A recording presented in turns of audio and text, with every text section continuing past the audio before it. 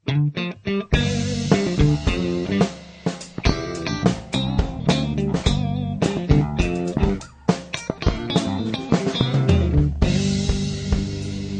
for Common Ground Indonesia mempersembahkan drama radio Pemimpin Super, Suara Perempuan. Ini zaman sudah berubah, perempuan bebas berekspresi, menggapai semua cita-cita, dan bahkan menjadi presiden. Kini zaman memang sudah berubah, biarkan perempuan berkreasi tentang keadaan di negeri ini, biarkan perempuan bersuara. Saudara, kembali kita berjumpa lagi dalam Pemimpin Super, Suara Perempuan. Kali ini dalam episode Dagang Orang. Komunitas Kedai Suara tampaknya sedang asik membicarakan betapa malangnya nasib perempuan yang kerja ke luar negeri tanpa informasi yang cukup. Mereka kadang terhanyut mulut manis agen. Dan kebanyakan korban ini adalah perempuan dengan pendidikan rendah. Ini juga terjadi karena sempitnya lapangan kerja yang tersedia atau rendahnya pendidikan mereka. Nah, dalam episode kali ini ada yang menarik dari Pak Sangga. Sepertinya ada perubahan besar dalam diri Pak Sangga. Apa ya yang terjadi? Yuk sama-sama kita simak kisahnya. Biarkan perempuan bersuara, biarkan perempuan bersuara, biarkan perempuan bersuara.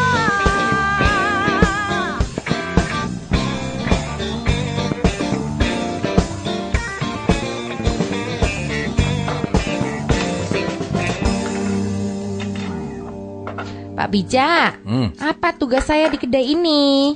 Ya apalagi kalau bukan ikut bantu-bantu melayani pembeli. Mbak Perenjak kan sudah pengalaman soal ini. Maksud saya ini tugas di depan apa di belakang? Jadi kan jelas posisi saya. Ya, yang luas saja toh ya. Kadang di depan, ya kadang di belakang. Tergantung kebutuhan. Ya, itu sih bukan luas Pak Bijak. Itu tidak punya pendirian. Iya ya. Bedanya luas dan miskin pendirian rasanya tipis ya Mbak Perenjak. Tipis gimana Pak? Itu sih tebel banget Pak Bijak. Lah kan sulit dibedakan. Sulit apanya toh Pak? Lihat saja keadaan. Banyak ruwetnya apa banyak beresnya? Ya banyak ruwetnya sih. Oh, kok banyak gimana? Kan malah ruwet semua. Lah terus apa artinya Mbak Perenjak? Ya, kalau luwes kok berbuah keruwetan itu tandanya bukan luwes, tapi ya itu tadi, miskin pendirian. Lah, itu udah ada pengunjung yang datang. Oh iya, itu pasti anggota komunitas kedai itu. Nah kan kita memang setiap saat berkumpul untuk berdiskusi Mbak Perenjak. Suara apa itu Pak Bijak? Kan suara nutup pintu mobil toh. Tapi kok gitu bunyinya? Hai, Pak Bijak. Weh, Merdeka. Pak Sangga toh itu. Weh, Mbak Perenjak, sebentar ya, aku tak keluar dulu. Iya ya Pak.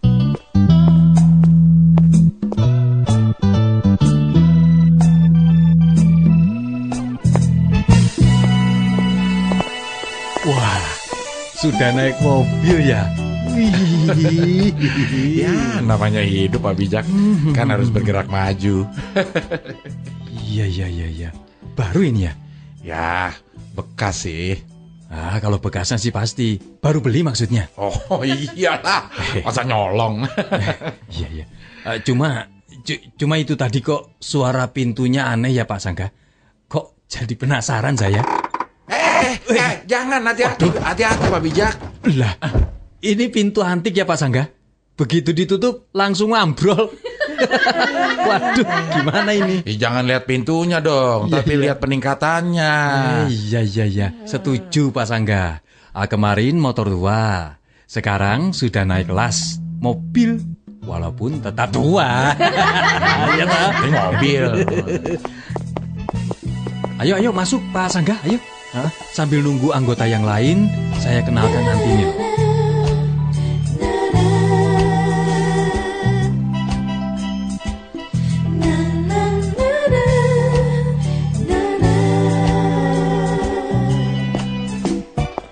Ini loh, ini Mbak Perenjak, asisten baru kedai suara. Wah, namanya kok kayak... Salamannya sudah, ya. Oh, Pak Bijak bisa aja. Namanya orang mau kenalan ya salaman dong. Tapi kok namanya seperti burung ya? Perenjak itu kan burung yang sangat riuh kalau sudah berkicau. Perkenalkan nih, Sanggah nama saya. Tapi saya... ya. Ini toh yang namanya Pak Sanggah. Iya Pak, Perenjak memang nama saya. Mudah-mudahan saya selincah dan seriang burung perenjak yang Bapak maksudkan tadi. Iya, cengkrem terus Pak Sanggah, cengkrem terus. Sudah salamannya sudah. Iya. Mau minum apa Pak Sanggah? Apa ya? Pokoknya jangan yang dingin, yang panas-panas aja. Baik Pak. Benar-benar konsisten ya seleranya. Maksud Mbak Perenjak? Gak minumannya, gak mobilnya, sama-sama tua. Ayo diminum dulu, baru cerita. Itu mobil keren itu dari mana Pak Sanggah? Oh siapa tahu, saya ikut ketularan punya. Nah justru itu saya kesini. Mobil itu sengaja saya pamerin sama Pak Bijak. Betapa mudahnya ternyata ganti mobil itu Pak Bijak. Kalau mau ikut bisnis seperti saya. Bisnis? Rasanya Pak Sanggah selama ini tidak pernah terdengar menggeluti bisnis. Makanya Pak Bijak, buka mata, buka telinga. Begitu ada peluang, terjang. Itu prinsip bisnis. Dan bisnis itu ternyata gampang. Wah, menarik. Cuma dalam tempo 2 minggu, saya udah bisa beli mobil. Wah, meskipun tua. Ya tapi kan mobil, udah bisa lewat jalan tol. Iya. Meskipun baru, kalau motor, ya mana boleh lewat tol. Nah itu. Makanya, itu aja baru 2 minggu Pak Bijak. Lah kalau sebulan, 2 bulan, 3 bulan, wah. Sebentar lagi selamat tinggal di mobil tua. Saya beli mobil yang muda. Iya. Wah, aduh. Keren Pak, keren. Tapi bisnis apa Pak Sanggah ini? Kok jadi penasaran saya? Mbok, saya ikut. Ya, ini mah bisnis gampang. Tinggal cari nasabah, terutama kaum perempuan. Boleh ibu-ibu. Ya. Utamanya lagi yang masih sendirian. Wah, gampang ya? Lah iya gampang. Di wilayah kita ini kan banyak perempuan yang nganggur. Nah, perempuan-perempuan ini yang kita berdayakan. Membuat mereka memiliki pekerjaan. Kan namanya kita udah nolong orang toh. Udah gitu, kita dapat uang. Asik gak? Lah terus, apa kerja mereka? Lah itu mah bukan urusan kita Pak Bijak. Tugas kita hanyalah mendaftarkan mereka. Serahin ke agennya. Biar mereka yang memberangkatkan ke luar negeri. Udah, langsung dibayar. Oh, ini pengiriman tenaga kerja ke luar negeri ya? Lah kok enak gitu ya? Katanya syaratnya bekerja di luar negeri itu macam-macam Pak Sanggah. Lah emang iya, tapi itu kan bukan urusan kita Pak Bijak. Iya. Yang penting kita cari dan kita bujuk rayu perempuan yang butuh pekerjaan. Begitu mereka mau, tinggal kita serahin deh sama agen. Beres. Oh lah ini nih. Ini dia yang bikin kacau. Orang kok dirayu agar mau bekerja di luar negeri tanpa peduli mereka mau kerja apa di sana. Ya pantas saja kalau banyak jadi masalah. Lah iya dong. Orang di negeri sendiri kerjaan gak ada. Tapi apa Pak Sanggah nggak peduli kalau di sana mereka disiksa majikan? Karena nggak becus kerja atau malah nggak dibayar? Karena upah yang seharusnya mereka terima malah buat bayar calo seperti Pak Sanggah ini. Sebentar. Ini mesti Bu Suaraswati ini. Ini suara mobilnya, hafal saya. Bu Suaraswati ya Pak Bijak? Iya dong, suara mobilnya kan kedengeran toh. Kalau yang ini nggak pakai ambrol ya pintunya. Wah, Mbak Perenjak ini luar biasa ya. Maksudnya? Baru kenal udah keterlaluan kurang ajarnya. Loh, kok ada mobil keren tuh di depan? Mobil siapa ya? Pak Sanggah sedang sukses berbisnis Bu. Sudah beda penampilan sekarang tuh. Wah, keren. Bisnis apaan tuh? Ikut dong kalau menguntungkan. Pokoknya garansi Bu, saya udah buktiin. Iya Bu, katanya 2 minggu sudah ganti mobil. Sebulan lagi saya optimis mobil saya akan ganti baru. Apa sih Pak? Bisnisnya kok hebat amat? Ini tadi lagi diobrolin, Bu. Kata Pak Sangga, tinggal mendaftari para perempuan di wilayah kita yang mau kerja di luar negeri, Bu. Betul, Bu. Tinggal daftar, kasih ke agennya, bayar deh.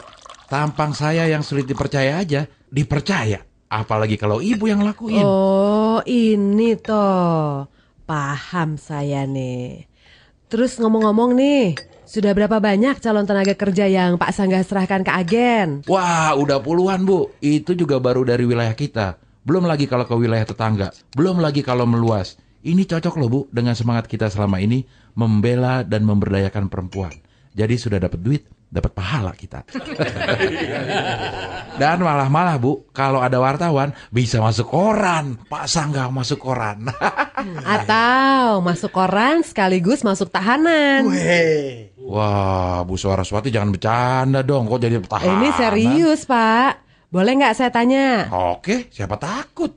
Pak Sangga tahu nggak apa agen itu agen beneran atau bohongan? Ya, ibu ini. Masa ada agen yang nggak beneran? Buktinya mereka bayar beneran. Mobil saya itu mobil beneran. Ya kan bisa saja membayar Pak Sangga karena mereka akan mendapatkan bayaran yang lebih besar lagi. Ya, Ibu Suaras ini gimana sih? Ya namanya bisnis ya begitu, Bu. Pak Sangga tahu nggak ciri-ciri agen beneran dan yang bukan? Yang punya izin dan yang tidak? Yang tercatat di Depnaker dan yang tidak tercatat. Pak Sangga tahu Depnaker nggak? Itu kan departemen yang ngurus kereta api kan? Departemen tenaga kereta api kan? Nah, ketahuan kan? Kalau Pak Sangga aja tidak memiliki informasi yang lengkap. Hanya tergoda upah saja kan? Ya, namanya dihadapin sama uang, siapa yang gak tergoda, Bu? Orang yang udah diupah tinggi aja masih bisa korupsi. Begini aja Pak. Pak Sangga sudah dikenalkan sama asisten baru di kedai ini kan? Kalau lupa, saya ulang. Nama saya Prenjak, Pak Sangga. Cantik kan Pak Sangga? Ibu Suaras ini deh. Orang saya baru membatin kok diduluin. Yang malu saya. Jujur saja nih ya Pak, saya yang meminta Mbak Prenjak untuk bergabung dengan komunitas di kedai suara ini. Pengalaman beliau sebagai perempuan sungguh penting dijadikan pelajaran. Kebetulan nyambung dengan bisnis Pak Sangga ini. Mantap ini. Saya ini loh Pak, tenaga kerja yang baru pulang dari luar negeri Pak Sangga. Bahkan saya juga baru lolos dari hukuman pancung. Yang benar Mbak Prenjak. Ayo coba tolong diceritakan pengalaman Mbak Prenjak selama ini Mbak. Bener nih, Mbak Prenjak lolos dari hukuman pancung. Pokoknya nanti akan saya ceritakan lengkap deh. Tapi intinya nih Pak ya, sebenarnya ya salah saya juga. Saya ini ndak tahu bahwa yang memberangkatkan saya itu agen gadungan. Terbujuklah saya. Nah, jangan-jangan agen Pak Sangga itu agen saya yang dulu. Waduh. Saya ini sudah setor uang Pak. Di sana itu saya diminta kerja paksa untuk kerja-kerja yang tidak pernah saya bayangkan. Nyawa saya ini loh Pak Sangga, nyawa taruhannya. Kurang ajar. Agen yang kayak begini harus saya lacak. Tahu rasa aja kalau ternyata mereka agen gadungan. Minggir. Sabar Pak, sabar Pak. Minggir, nggak usah Pak dipegangin. Sangga, sabar Pak. Pak, sabar Pak, sabar. Saya nggak bisa ngeliat air mata perempuan jatuh, tahu nggak? Ini air mata saya sudah tidak jatuh Pak, jadi nyantai aja. Wah, nggak jadi gagah saya. Lalu intinya apa Mbak? Intinya tuh apa? Banyak Pak, banyak perempuan senasib seperti saya yang di sana itu ternyata dijadikan pengantin pesanan. Maksudnya kawin kontrak, buruh murah, pengemis terorganisir, pengedar narkotika, bahkan pelaku prostitusi. Sudah Mbak Prenjak, sudah. Pokoknya sederetan panjang pekerjaan yang mengerikan lah Pak.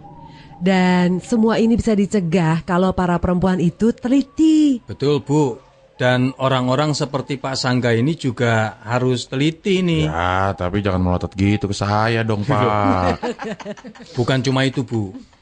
Orang-orang seperti Mbak Prenjak dan Pak Sangga ini mestinya jadi relawan untuk membantu ibu-ibu dewan kita Bu.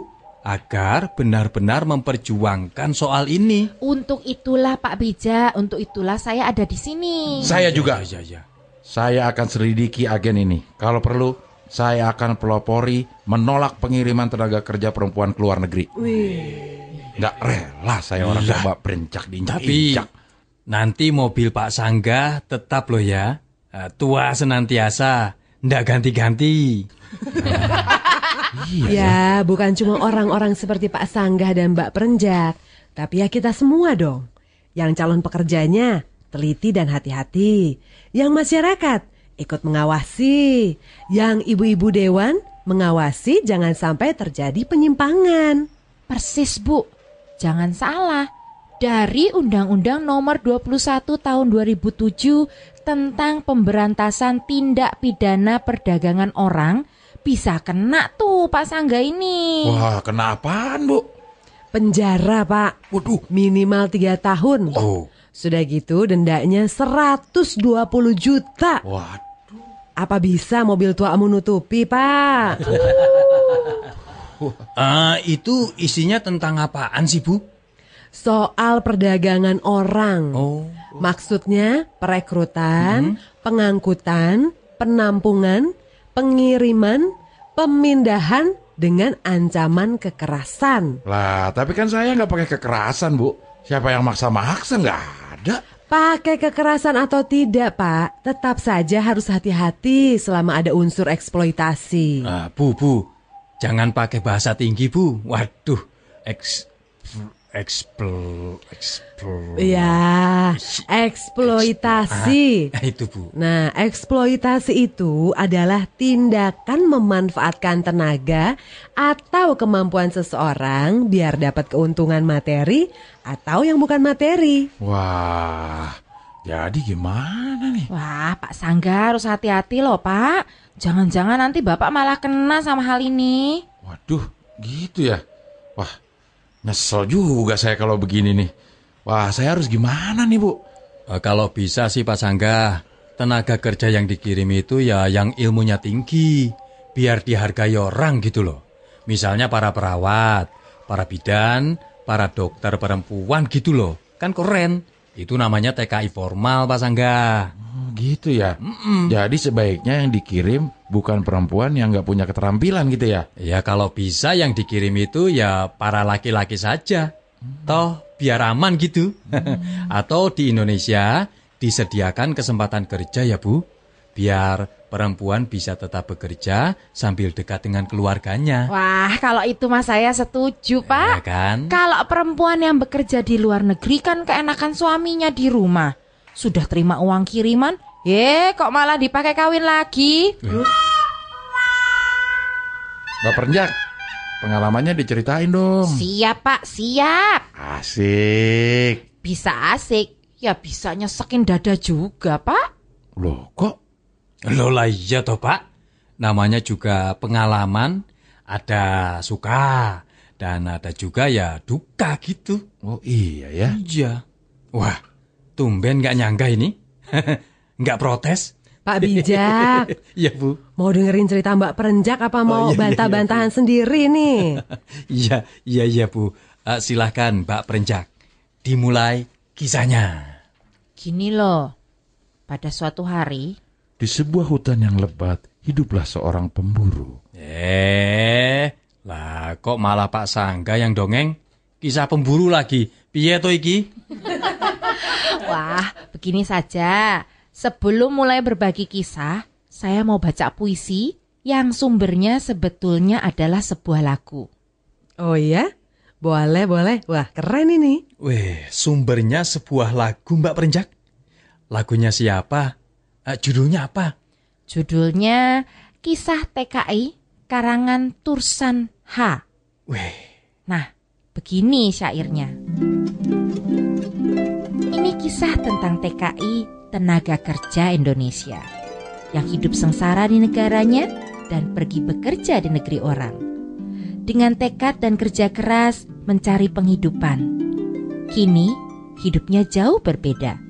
Kemakmuran telah didapat.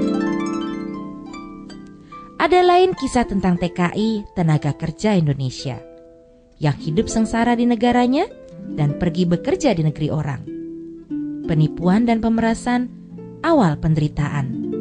Penyiksaan dan perkosaan, derita di negeri orang. Wah, benar-benar syair yang mewakili ya Pak Sangga. Ya, tinggal mana yang dominan di kisahnya Mbak Perenjak nanti, yang kemudian hidupnya menjadi makmur, atau yang sengsara mendapatkan penyiksaan dan pemerasan.